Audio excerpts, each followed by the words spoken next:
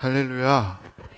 네, 날씨가 많이 낮에는 덥고 아침 밤에는 춥고 하는데 교회 오실 때 얇은 겉옷 하나 챙기셨으면 좋겠어요. 에어컨을 트니까 에어컨 바람이 추우신 분들은 겉옷을 조금 입고 같이 예배 드렸으면 좋겠습니다. 오늘은 모자무사라는 제목으로 함께 말씀 나누겠습니다. 이게 어른들은 이게 뭔 단어지?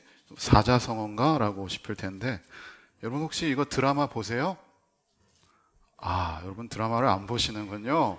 드라마를 안 보시고 늘 기도와 말씀에 전념하시는 우리 금천만석교회 성도님들, 그 넷플릭스에 모두가 자신의 무가치함과 싸우고 있다라는 드라마가 있습니다.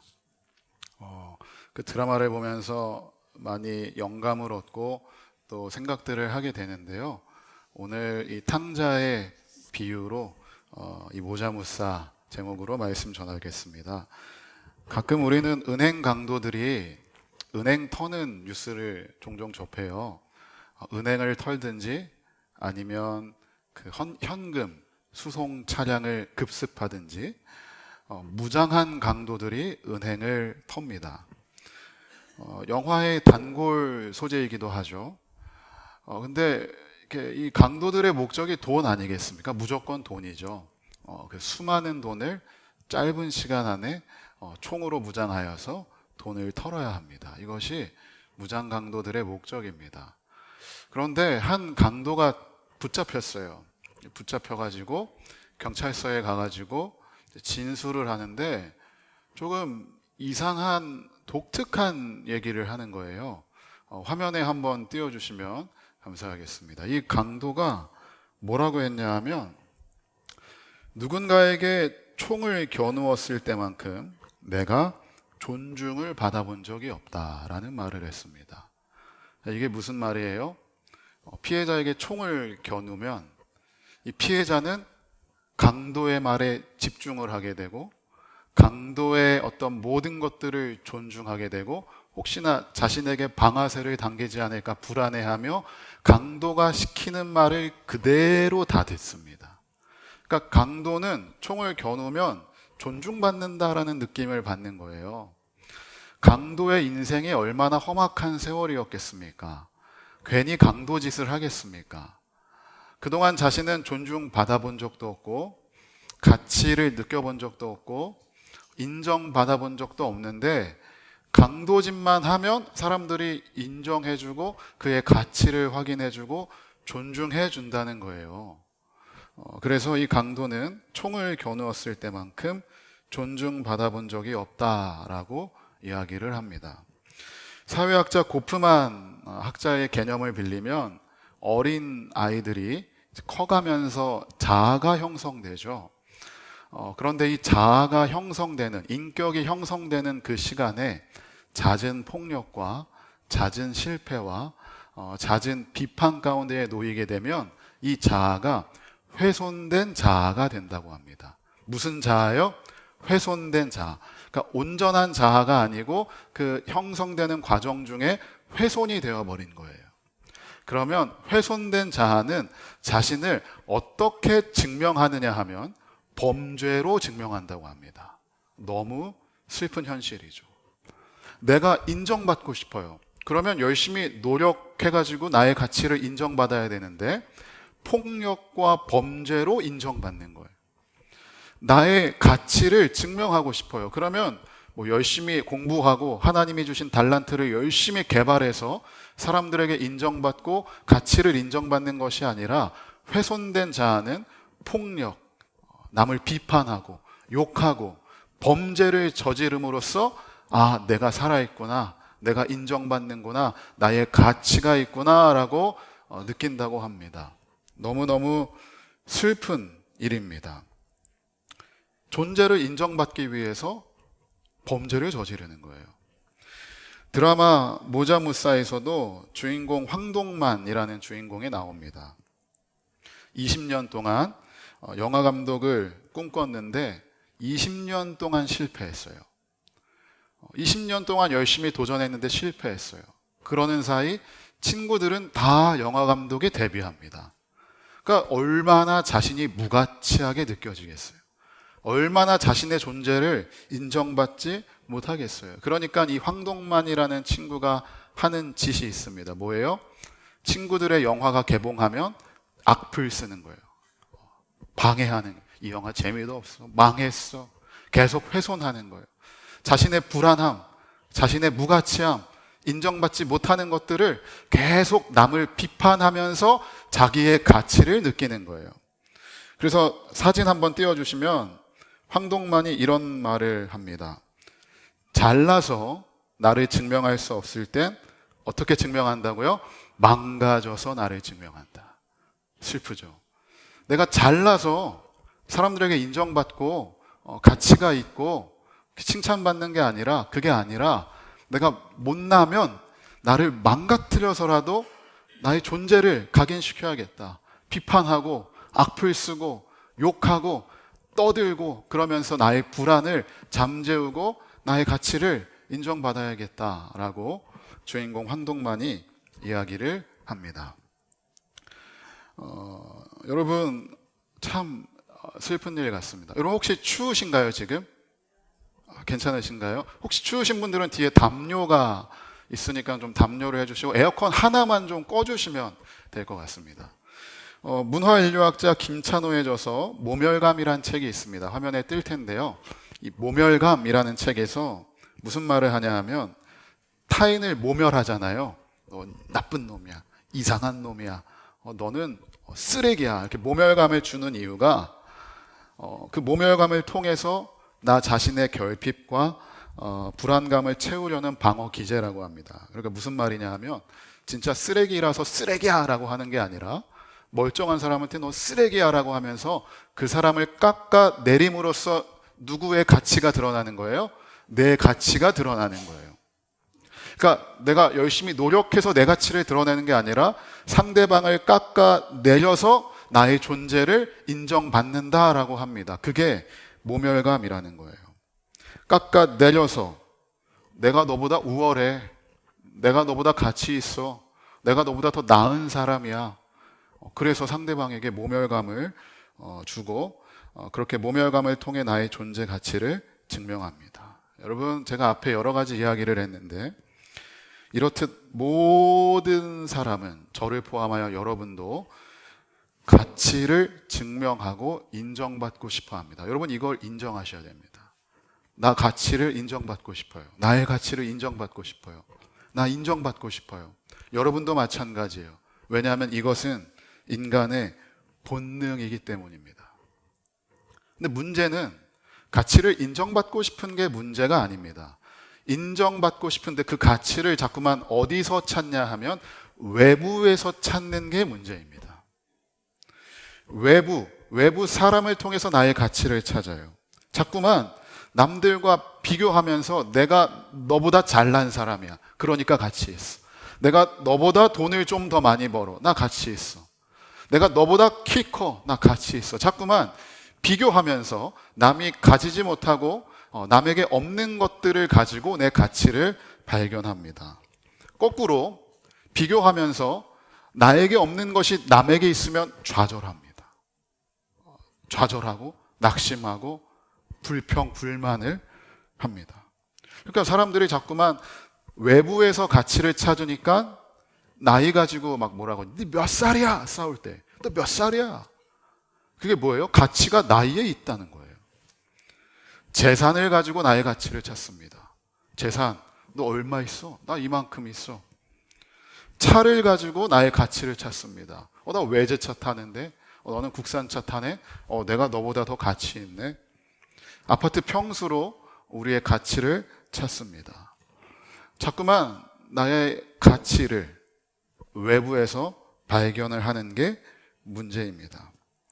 혹시 여러분 중에도 지금 끊임없이 남들과 비교하면서 무가치하다고 생각하시거나 혹은 내가 남들보단 낫지, 남들에겐 없는 게 있으니까 내가 남들보다는 가치가 있지라고 생각하시는 분들이 있다면 오늘 이 말씀을 통해 무가치함의 끝에서 진실을 발견하는 저와 여러분 다 되시기를 주님의 이름으로 축복합니다. 오늘 2주간 무가치한 두 명의 사람을 살펴볼 것입니다. 첫 번째는 바로 이 탕자의 비유에 나오는 둘째 아들입니다. 둘째 아들의 이야기를 우리 한번 살펴볼 텐데 12절을 함께 읽겠습니다. 15장 12절을 우리 다 같이 한 목소리로 읽겠습니다. 시작. 그 둘째가 아버지에게 말하되 아버지여 재산 중에서 내게 돌아올 분깃을 내게 주소서 하는지라. 아버지가 그 살림을 각각 나눠 주었더니. 아멘. 자, 아들이 아버지를 불러요. 아버지여 부릅니다. 여러분, 아버지를 왜 불렀을까요? 돈 달라고 부른 겁니다. 여러분, 이 장면을 꼭 기억해 주세요. 지금 아들이 지금 아버지를 부른 이유는 뭐라고요? 돈 달라고. 이걸 꼭 기억하시기 바랍니다. 자, 이 아들에게는 어떤 아버지가 필요했을까요? 또 돈 주는 아버지, 돈 많은 아버지. 내가 돈 달라고 했을 때 돈 주는 아버지가 필요합니다. 그래서 아버지요 라고 합니다.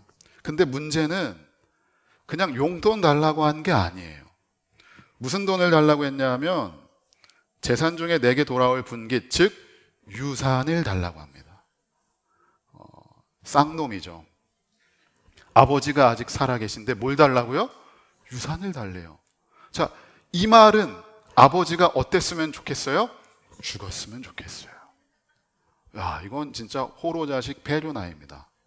아버지가 살아계신데 아버지요, 아버지의 유산을 주시옵소서. 아버지 빨리 죽었으면 좋겠어요. 아버지 없었으면 좋겠어요.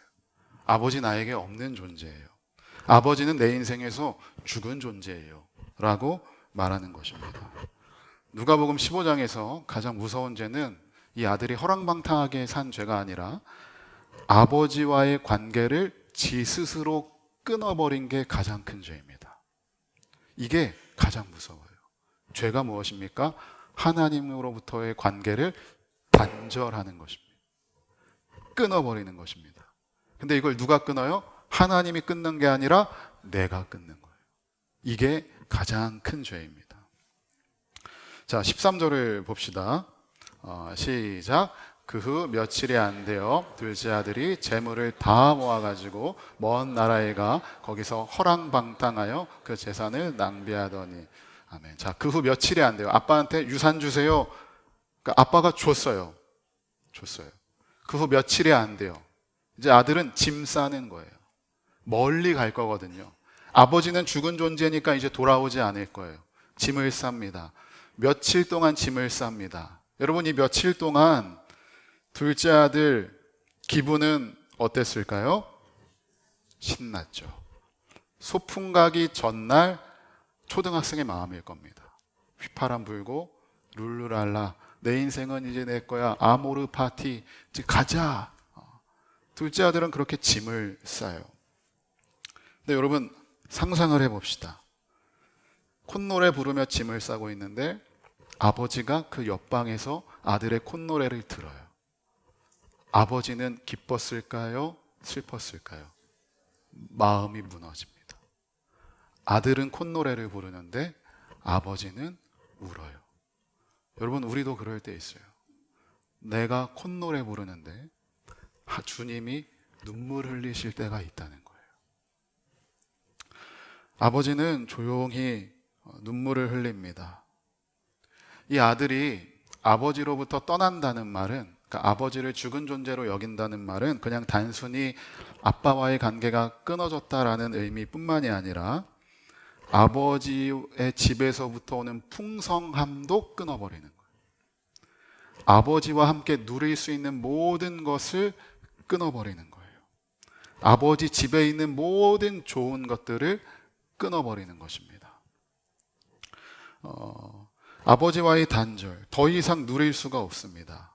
그리고 이 이별은 아빠가 선택했어요? 아들이 선택했어요? 아들이 선택한 것입니다. 아버지로부터 받는 사랑을 아들이 끊어버린 겁니다.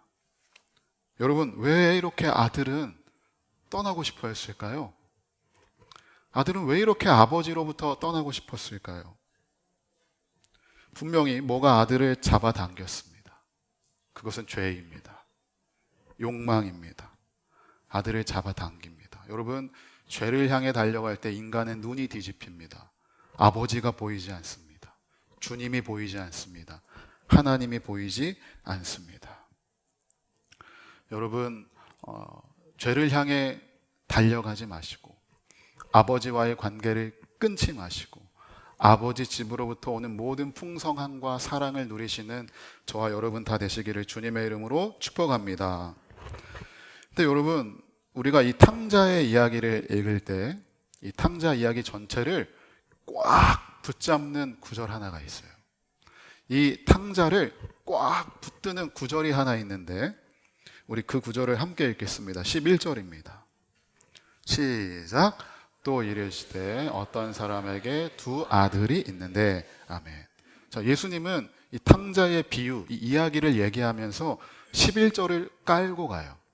11절을 선포하고 가요. 11절을 앞에다가 딱 받고 가고 이 11절이 모든 탕자의 이야기를 꽉 붙잡고 있습니다. 여러분, 제가 혼인신고할 때 저 예산, 집이 주소가 예산이에요. 충남 예산. 혼인신고할 때 예산에 면사무소에서 했어요. 예산이 좋은 게 결혼하면 100만 원을 주더라고요. 그리고 1년 뒤에 또 100만 원 준대요. 그리고 1년 뒤에 또 준대요. 그래서 총 300만 원을 준대요. 결혼하실 분들 예산에 주소지 옮겨서 결혼하시기 바랍니다. 그리고 예산이 첫째 아들 낳으면 500만 원 준대요. 둘째 낳으면 1000만 원 준대요. 셋째 낳으면 1500 준대요. 넷째 낳으면 2000만 원 준대요. 오찬희 목사님 셋째 낳을 때 예산에 주소지 옮겨서 낳으시면 되겠습니다. 근데 이제 혼인신고를 쭉 적는데 반드시 부모님에게 전화해야 하는 순간이 딱 와요. 혼인신고, 제 정보 적는 거니까 주민번호 적고, 이름 적고, 한자로 적고, 언제 결혼했는지 적다가 부모님에게 반드시 전화해야 하는 순간이 오는데 그때가 언제예요? 부모님의 본적을 적어야 할 때 부모님한테 전화합니다. 부모님의 아버지의 본적이 어디지? 어머니의 본적. 그러니까 아버지가 태어나신 곳, 어머니가 태어나신 곳의 주소를 우리는 알지 못하잖아요. 그러니까 전화해서 아빠 어디서 태어나셨어요? 경상남도 하동군 이렇게 적고 엄마 어디 본적이 어디예요? 이렇게 묻고 적습니다. 여러분, 본적이 있다는 말은 나에게 누가 있다는 말이에요? 부모가 있다는 말이에요. 아버지, 어머니가 있다는 말이에요. 내 출처, 나의 존재의 출처가 있다는 거예요. 호적 등본을 띄면 여러분 전부 다 호적 등본 띄면 여러분들의 출처가 나옵니다. 존재의 출처가 나옵니다. 이 자리에 출처 없는 인간이 없습니다. 부모 없는 사람이 없습니다. 우리는 모두가 출처가 있습니다. 왜 11절에서 어떤 사람에게 두 아들이 있는데 이 말씀으로 시작합니까? 둘째 아들, 네가 아무리 아버지를 끊고 싶어도, 네가 아무리 아버지를 죽은 존재라 여겨도, 네가 아무리 아버지를 피해 멀리 도망가도 너의 아버지는 있다라는 거예요. 너가 끊고 싶어서 끊어도 끊을 수 없는 관계가 있으니 그것이 바로 아들과 아버지의 관계라고 이 11절은 이것을 앞에 딱 놓고 그 이야기를 이끌어가고 있습니다. 아버지라는 존재 없이 아들도 없습니다. 자기도 없습니다. 탕자는 아버지를 떠났죠. 그러나 아버지와의 관계를 끊을 수 있다 없다? 없습니다. 왜요? 자기가 존재하고 있기 때문입니다. 성경이 말하는 메시지가 바로 이 11절에 있습니다. 여전히 그의 아버지는 아버지입니다. 이 탕자가 어떤 죄를 지어도 아버지가 계시다는 사실은 성경은 강하게 보여줍니다. 여러분, 우리는 어디로부터 왔습니까? 우리의 존재 출처의 근원은 어디입니까? 탕자의 비유는 왜 아버지에게 어떤 사람에게 두 아들이 있었다는 관계에서 시작합니까? 아무리 도망가도 끊어지지 않는 관계이기 때문입니다. 그것이 바로 우리가 존재하는 자리입니다. 내가 아버지를 떠나서, 여러분 잘 들으세요. 내가 아버지를 떠나서 엄청난 죄를 지어도 우리는 아버지 곁을 떠날 수 있습니까? 없습니까? 없습니다. 내가 정말 쓰레기 같은 죄를 지어도 하나님은 나의 곁을 떠납니까? 안 떠납니까? 안 떠납니다. 왜요? 아버지와 아들이기 때문입니다. 호적에서 팔 수 없기 때문입니다. 끊을래야 끊을 수 없는 관계이기 때문입니다. 그래서 이 비유는 처음부터 끝까지 아버지와 아들이라는 관계에 걸려 있습니다. 자, 이제 13절, 우리 아까 읽었지만 이제 13절에 보면, 뒷구절에 보면 이 탕자가 먼 나라에 가서 아버지의 유산을 다 허랑방탕하게 써버리고 재산을 낭비합니다. 자, 아까 제가 꼭 기억하라고 한 게 있죠. 둘째 아들이 아버지요 라고 불렀을 때 둘째 아들은 무엇을 원하고 아버지를 부른 거예요? 재산을 원하고. 그러니까 재산은 원했지만 아버지 내 삶에 관여하지는 마세요. 아버지나 아버지의 돈은 필요한데 아버지 내 삶에 개입은 하지 마세요. 이게 우리들의 모습입니다. 하나님 복 주세요. 그런데 내 삶에 개입은 하지 마세요. 하나님 나 이거 필요해요. 주세요. 근데 내 삶을 막 다스리려고 하지 마세요. 하나님 필요한 것만 주세요. 내가 달라고 하는 것만 주세요. 내 삶에 개입은 안 했으면 좋겠어요. 철저하게 둘째 아들은 아버지를 이용합니다. 우리도 그렇습니다.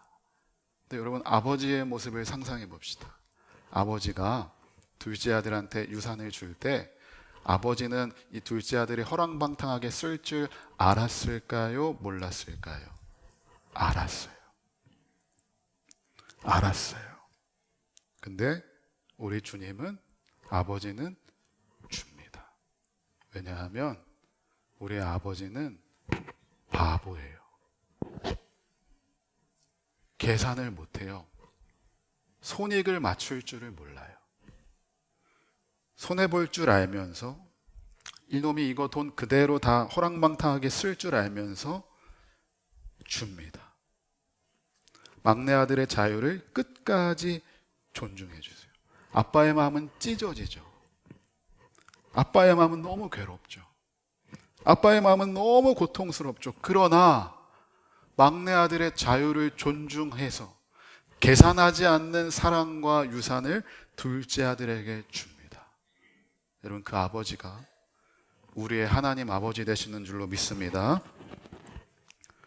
자기 아빠 죽었다고 외치는 아들에게 아버지가 줘요. 자기 아빠의 존재를 부정하는 아들에게 다 준다고요. 하나님은, 우리 아버지는 그래서 바보예요. 그래서 이 비유는 아들에 대한 이야기가 아닙니다. 우리는 보통 둘째 아들의 이야기라고 생각하죠. 아니요, 아버지에 대한 이야기입니다. 이 이야기를 통해 하나님 아버지가 어떤 분인가를 우리에게 알려줍니다. 저 같으면, 제가 아버지 같으면 둘째 아들이 아버지 유산 주세요. 그러면 저는 엎드려 하고 빠따를 칠 겁니다. 너 그래? 오케이. 너 나 없는 존재라고? 알았어. 나한테도 이제 너 없는 존재야. 호적에서 팔 거야. 우리 이제 영원히 보지 말자. 저 같으면 그렇게 끊어버립니다. 그런데 성경의 하나님 아버지는 어떤 하나님입니까? 오늘 본문이 첫 번째로 이야기하는 바입니다. 우리는 종종 하나님을 떠나려고 하지만 하나님은 단 한순간도 우리를 떠난 적이 없으십니다. 우리는 하나님을 버릴 때가 있지만 그분은 우리를 절대로 버리지 않습니다. 왜냐하면 바보이기 때문입니다. 수없이 많이 넘어지고 수없이 많이 도망가고 예수 믿는다고 하지만 지멋대로 살고 그래도 우리 하나님 아버지는 바보처럼 기다리십니다. 이번 주에 오겠지. 이번 주에 오겠지. 이번 주에 문 열고 들어오겠지. 여러분 그분이 우리의 하늘 아버지 되시는 줄로 믿으시기 바랍니다. 우리는 이런 아버지를 믿는 거예요. 이런 아버지의 사랑을 받고 사는 거예요. 이런 사랑을 베풀어 주시지 않으면 우리를 살릴 수 없기 때문에 죄인 중에 괴수인 우리들에게 그런 사랑을 공급해 주시는 것입니다. 그래서 여러분이 하나님 아버지의 사랑을 알면 아버지의 이름만 불러도 눈물이 납니다. 그런 사람이 기독교인입니다.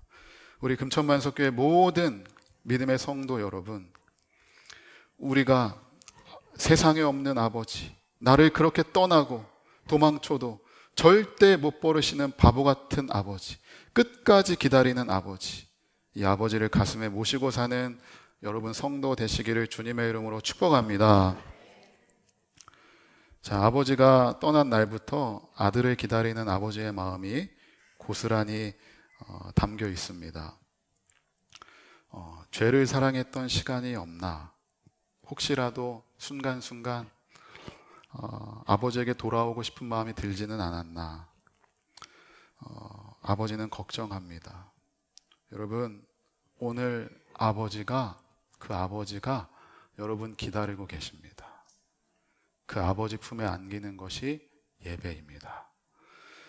오늘 예배를 통하여 여러분 모두가 나를 기다리시는 아버지 품에 다 안기시기를 바랍니다. 14절을 우리 함께 읽겠습니다. 14절 말씀 시작. 다 없앤 후 그 나라에 크게 흉년이 들어 그가 비로소 궁핍한지라. 아멘. 자, 모든 것을 허비했습니다. 처음엔 즐거웠는데 이제는 슬픕니다. 돈이 다 사라졌습니다. 돈이 있을 때는 가치 있는 존재였습니다. 돈이 없으니까 무가치한 존재가 되었습니다. 돈이 있을 때 많은 사람들이 찾았는데 돈이 없으니까 사람들이 찾지를 않습니다. 가치가 사라졌고 무가치한 존재가 되어버렸습니다. 상상해 봅시다. 어찌저찌 탕자가 돈을 다 허비했다는 소문이 아버지에게 들립니다. 자, 아버지는 기뻐했을까요? 슬퍼했을까요? 자, 자신의 아들, 둘째 아들이 가지고 간 돈, 모든 돈을 허비했어요. 이게 막 어찌저찌 소문이 아빠한테까지 들렸어요. 아빠는 기뻐했을까요? 슬퍼했을까요? 기뻐합니다. 왜요? 아, 이제 아들이 돌아오겠구나. 여러분, 내가 절망하는 날이 주님에게는 소망이 시작되는 날인 줄로 믿습니다. 아, 제가 드디어 나를 찾겠구나. 나만 찾겠구나. 나에게 돌아오겠구나. 이것이 역설입니다. 나에게 소망이 없고 절망밖에 없고 두려움밖에 없고 고통밖에 없을 때 그것이 하나님에게는 기쁨이 되고 소망이 됩니다. 왜요? 우리가 하나님을 찾기 때문입니다. 15절과 16절을 보면 이 둘째 아들이 이제 막 돼지우리에 들어가서 쥐염 열매 먹고 막 돼지우리에서 잡니다. 도와주는 사람이 아무도 없습니다. 단순히 이것은 배고픔을 뜻하는 것이 아니라 쾌락을 추구했던 사람들의 마음속에 남는 허무함과 공허함을 표현합니다. 아무것도 없어요. 마음도 공허하고 허무합니다. 그 아들이 이제 뭔가를 갈망하기 시작합니다.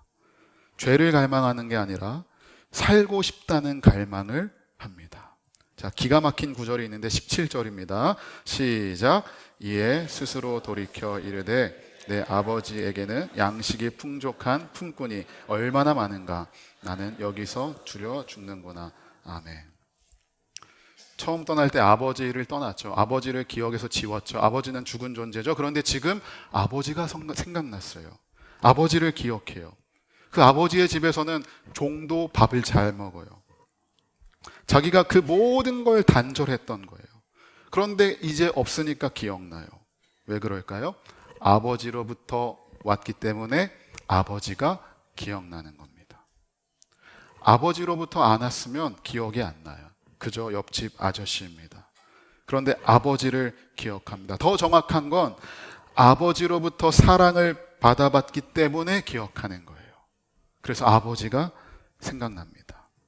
그런데 여러분, 그 생각나는 게 내가 생각해야지, 내가 아버지 생각해야지, 그래서 생각난 게 아니에요. 15장 17절 자세히 보시면 이에 스스로 돌이켜라는 말이 나옵니다. 이에 스스로 돌이켜.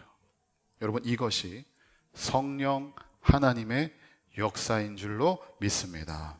아버지는 삼위일체 하나님이세요. 그러니까 스스로 번역하면 정신을 차린 거예요. 스스로 정신을 차린 것 같은데 아니요. 스스로 정신을 차리고 돌이킨 게 아니라 성령님의 역사로 말미암아 아, 내가 돌이켜야겠다라고 생각을 하게 된 것입니다. 말할 수 없는 탄식으로 우리를 위해서 기도하시는 분이 성령이기 때문에 깨닫고 마는 겁니다. 아, 성령님이 아들을 만졌다. 그 마음을 터치했다. 여러분, 여기에 오늘 처음 오신 분도 있고 아직 믿음이 없으신 분들도 있는데, 이 시간 성령 하나님의 역사하심으로 말미암아 그 마음이 주님께로 돌이켜지기를 주님의 이름으로 축복합니다. 하나님은 우리를 지으실 때 영원한 것을 사모하는 마음을 같이 넣어주셨어요. 제가 우리 교회 권사님들 만나잖아요. 100% 똑같은 말 하세요. 단 한 번도 이 말 안 하신 권사님이 없어요. 무슨 말일까요? 목사님, 세월이 너무 빨라요. 청춘이 엊그제 같아요. 찰나의 순간 같아요. 뒤를 돌아보면 너무 빠른 거예요. 저도 그렇게 말하겠죠? 나중에 나이 들면. 그러니까 모두가 그렇게 얘기하는 걸 보니까, 제가 보니까 이건 하나님이 그렇게 세팅하신 것 같아요. 왜요? 이제 과거를 보지 말고 뭘 보라고요? 영원한 것을 보라고. 영원한 것을 사모하라고 지나간 시간들을 순식간에 지나가게 하나님이 세팅하신 것 같습니다. 우리 마음에 사모하는 마음을 넣어주셨어요. 그리고 그걸 작동시키는 게 성령의 역사입니다. 아버지가 없는 사람은 돌아갈 곳이 없는 사람입니다. 신앙이 뭐죠? 아버지가 있다는 것을 알려주는 것입니다. 하나님을 전혀 모르는 사람에게도 너 아버지가 있어. 너 아버지가 있어. 너를 주신 아버지가 있어. 이것이 성경의 이야기입니다. 여러분, 이 탕자의 비유는 아들이 돌아오는 것만을 강조하지 않습니다. 그 잘못된 짓하고 돌아오는 아들을 완전하게 품어주시는 아버지가 우리 모두에게 있다는 사실을 알려주고 있는 거예요. 에베소서에서 사도 바울이 이렇게 얘기하죠.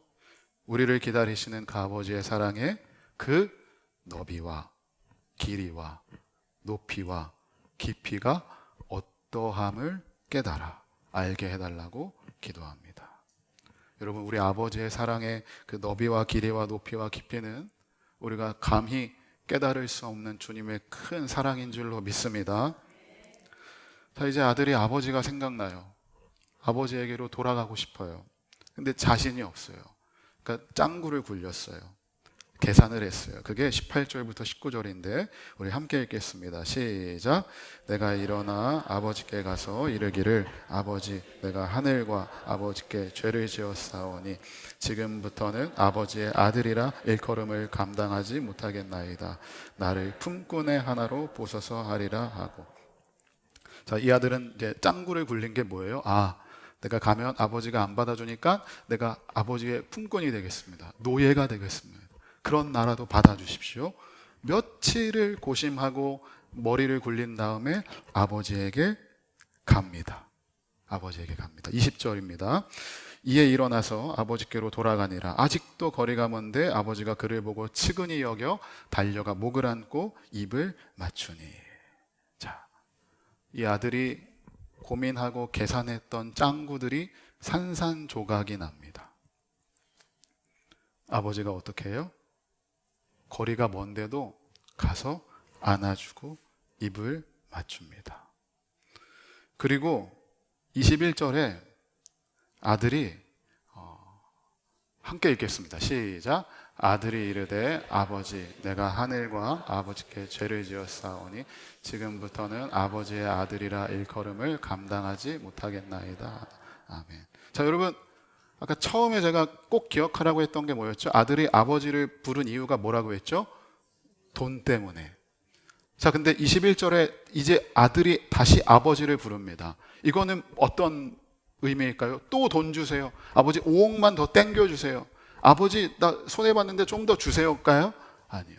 여기서의 아버지는 아버지 저 집에 왔어요. 아버지 저 집에 왔어요. 처음에는 돈 달라고 불렀죠. 아버지는 없는 존재예요. 아버지는 죽었어요. 돈만 주세요. 그러나 죄 짓고 돌아와서 아버지에게 뭐라고 해요? 아버지, 나 집에 왔어요. 여러분, 아버지 저 집에 왔어요. 이게 예배입니다. 예배는 아버지 집에 오는 것입니다. 힘들었던 것 다 가지고 저 문을 열고 아버지 집에 오는 거예요. 수고하고 무거운 짐을 다 들고 아버지 집에 오는 거예요. 그리고 아버지 부르는 거예요. 아버지, 아버지, 나 이제 왔어요. 아버지는 이제 아들에게 제일 좋은 옷을 입히고 손에 가락지를 끼우고 발에 신을 신기고 합니다. 품꾼으로 써달라는데 아버지는 전혀 그럴 마음이 없어요. 제일 좋은 옷, 제일 좋은 신발, 그 좋은 것들을 아들에게 줍니다. 아들이 상상한 아버지는 자신을 품꾼으로 여기는 아버지인데 아버지는 바보예요. 저 같으면 껴안고 이렇게 얘기했을 것 같아요. 너가 날린 돈 10억을 노동력으로 계산하면 한 20년 될 것 같으니 20년만 너의 노동력 착취하자. 근데 아버지는 안 그래요. 안아주세요. 아무 말도 안 해요. 좋은 걸 입혀줘요. 하나님 아버지는 바보예요. 이 아들은 무가치함의 끝에서 아버지의 사랑을 깨닫습니다.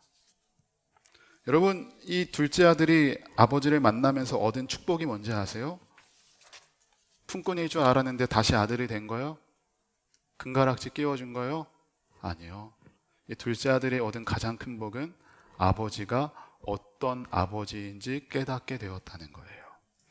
나는 계산해서 왔는데 아버지는 계산을 안 해요. 아들이 봐도 이상해요. 아버지 이러시면 안 돼요. 나 품꾼으로 써주세요. 내가 날린 돈이 얼마예요?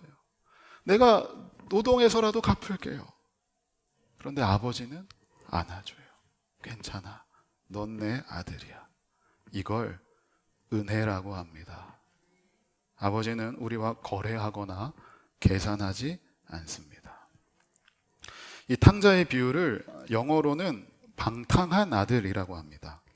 누가복음의 15장 관련된 수많은 책이 있는데 팀 켈러 목사님이 쓴 책이 제일 유명해요. 근데 제목이 어떤 제목이냐 하면 화면에 한번 띄워주시겠어요? 탕부 하나님이에요. 그러니까 방탕한 하나님이 되는 거예요. 여러분, 이 방탕한이 영어로 프로디갈이라고 하는데 두 가지 의미가 있대요. 방탕하다라는 의미가 있고 또 한 가지는 완전히 마구 내어주다라는 뜻이 있어요. 그러니까 방탕한 아들 할 땐 프로디갈 선 하는데 이걸 갓 앞에 붙이면 프로디갈 갓이 되는 거예요. 하나님이 방탕한 아들에게 자기에게 있는 모든 것을 내어주는 거예요.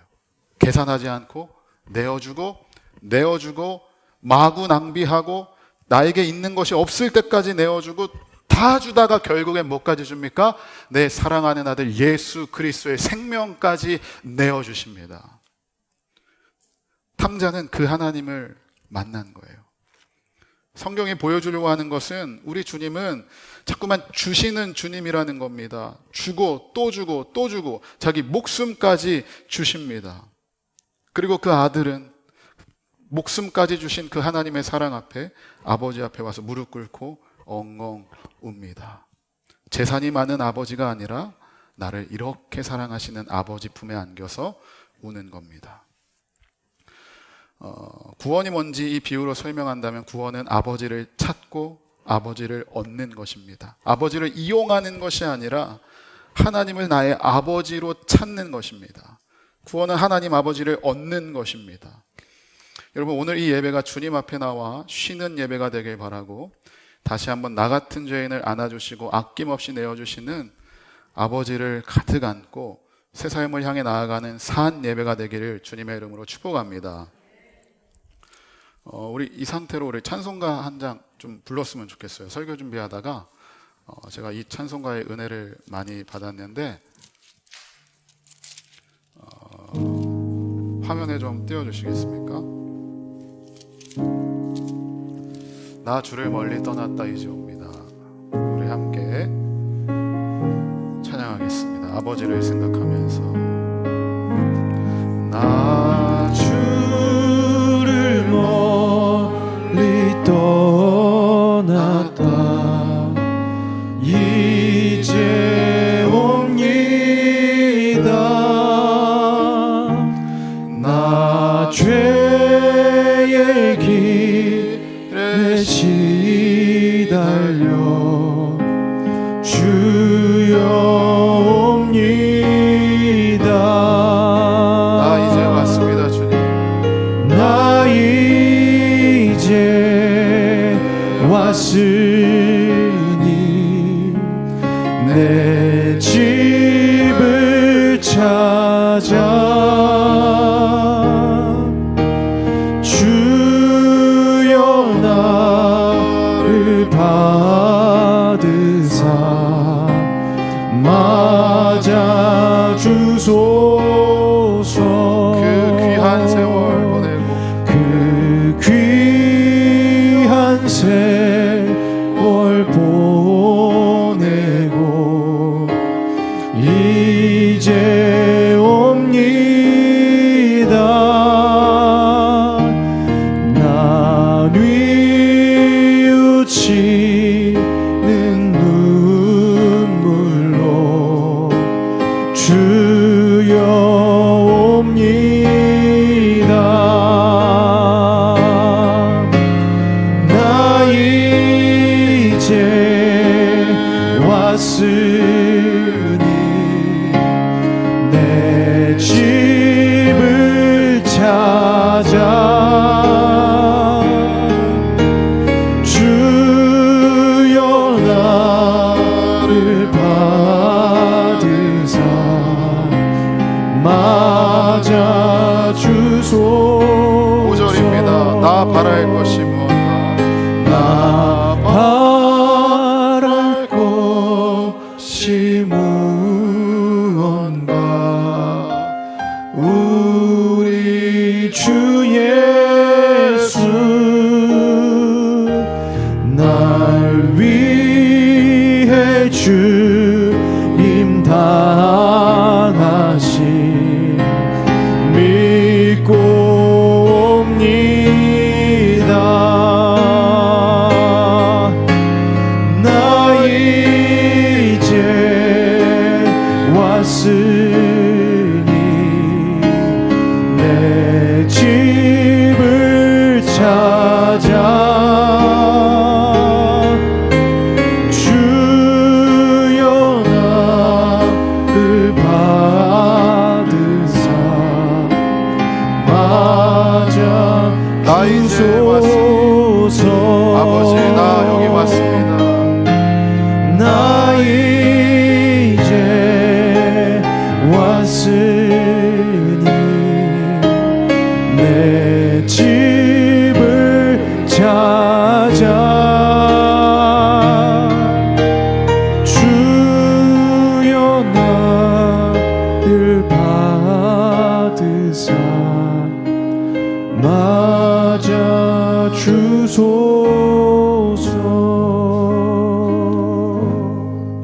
아버지, 저 집에 왔어요. 아버지가 필요해요. 구원의 요청입니다. 이 비유에는 아버지를 아까 기억하라고 했던 처음 부를 때와 나중에 부를 때가 전혀 달라요. 예배는 이 아버지를 부르는 것입니다. 아버지는 너무 기쁩니다. 그리고 나를 사랑하시는 아버지를 얻은 우리의 기쁨도 너무나 큽니다. 근데 여러분, 아버지와 아들이 껴안았을 때 퀴즈입니다. 아버지가 더 기뻤을까요? 아들이 더 기뻤을까요? 아버지입니다. 아버지. 아버지가 더 기쁘죠. 구원은 아버지와 아들이 껴안고 있는 것입니다. 아버지의 기쁨과 내 기쁨이 하나가 되는 거예요. 이것을 구원이라고 합니다. 여러분 중에 혹시 하나님이 나를 버리지 않으실까? 그런 생각하시는 분들이 계시다면 아니요. 내가 하나님을 버릴지언정 하나님은 절대로 우리를 버리지 않으십니다. 내가 관계를 끊을지언정 하나님은 절대로 관계를 끊지 않으십니다. 내가 아버지의 손을 놓을지언정 아버지는 나의 손을 절대로 놓지 않으십니다. 아버지의 기쁨은 우리를 얻으셨어요. 너 집에 왔구나. 아버지 저 집에 왔어요. 왔구나. 잘 왔어. 알았어. 힘들고 무겁지? 다 내려놔. 쉼을 얻어. 자유를 얻어. 사진 하나 띄워주시겠어요? 아들은 이제 자신의 무가치함에서 진실을 건져 올립니다. 그 진실은 무엇일까요? 아버지가 나를 사랑하신다는 것. 나의 무가치함의 끝에서 나는 필요도 없고 난 인정받지도 못하고 나는 너무나도 가치가 없는데 외부에서 찾고 싶어도 찾지도 못하고 그런 나를 하나님이 사랑하셔서 우리를 가치 있게 만들어 주십니다.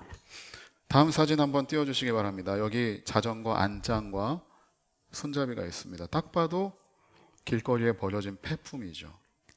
주워도 안 갖는 이 폐품입니다. 쓰레기입니다. 그런데 이것이 누군가의 손에 들어가게 되자 300억의 가치를 가지게 된 예술작품이 됩니다. 바로 피카소입니다. 이 쓰레기가 피카소의 손에 들어가자 300억 가치가 되는 예술작품이 되었습니다. 여러분, 우리는 하나님의 손에 있습니다. 하나님이 나의 가치를 만들어 주시는 줄로 믿습니다. 마지막으로 여러분, 제가 좋아하는 노래 가사말 한번 읊어드리고 마치겠습니다. 여러분 혹시 아이돌 중에 인피니트라고 하는 아이돌 아시나요? 모르시죠? 네, 아마 저희 세대 이제 아이돌인데 아이돌의 그 인피니트의 추격자라는 노래가 있습니다. 가사가 혹시 잘 안 보이셔도 제가 읽어드리겠습니다. 이 가사를 노래를 들으면서 저는 하나님, 둘째 아들을 향한 하나님의 사랑이 생각났습니다. 제가 읽어드리겠습니다. 미안해 마 독하게 날 반주 한번 해주시겠어요? 아무거나 괜찮습니다. 미안해 마 독하게 날 버리고 떠나도 돼. 네가 원한다면 그래 굿바이. 하나 내 마음까지 접은 건 아니야. 내 사랑이 이겨. 잠시야 앞서도 널 따라잡으리 난. 내 님이 계신 곳 끝까지 가련다. 잠시야 아파도 결국엔 웃으리 난. 내 님이 계신 곳 끝까지 가련다. 거리를 좁혀라 내 손에 잡히게. 내 님을 찾아서 내 전부를 걸련다. 절대 너란 끈을 놓지 않을래. 내가 네 마음 돌릴 거니 괜찮아. 가슴 쥐 뜯겨도 별거 아니야. 내 님이 계신 곳 끝까지 가련다. 내 마음이 그렇게 너 하나만 알아서 꺾이고 아파도 널 사랑하련다. 아멘입니까? 네, 이렇게 때로는 아이돌 가사의 은혜도 받습니다. 우리 모두는 지금도 자신의 무가치함과 싸우고 있습니다. 내 주변 사람들과 끊임없이 비교하고 부러워하고 배아파하면서 나라는 존재가 가치가 없다고 생각합니다. 그러나 우리가 가진 게 없어도 남들에게 없는 한 가지가 있으니 나를 향한 아버지의 사랑, 나를 추격하시는 하나님의 사랑인 줄로 믿습니다. 이 사랑이 나를 가치 있게 만듭니다. 그래서 우리는 예수님 값입니다. 무엇과도 비교할 수 없는 존재입니다. 그 사랑 가득 안고 돌아가시는 오늘 하루 되시기를 주님의 이름으로 축복합니다. 우리 찬양팀 나와주시고 모두 일어나겠습니다.